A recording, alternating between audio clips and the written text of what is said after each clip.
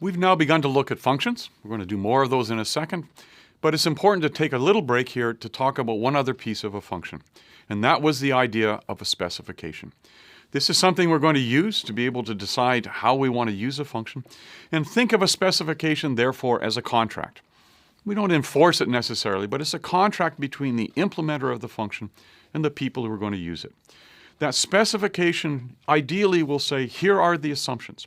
Here's what the implementer of this function assumed was going to be true, especially about the values of parameters. If you like, it's the conditions that a client needs to guarantee are true before they use it. And then if those assumptions are in fact met, the second part of the specification are the guarantees. It says, here's what the function will do, provided it's been called in a manner consistent with the assumptions.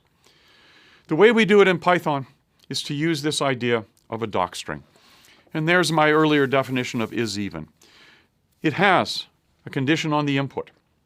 It says, if you give me an integer, which I'm calling I, in particular a positive integer, then here's what I guarantee, that it will return true if I is even, otherwise it's going to return false. Now, you're not required to put in a docstring or a spec, but good programmers always do, in part because somebody else might use this and you want to tell them how you expect it to be used, or because a year from now, 2 years from now, you may come back to this function and you'd like to know, what was I thinking when I built it? So I encourage you to build your own docstrings, even though it takes a little more time, because it helps you understand what's expected of a piece of code and where can I use it.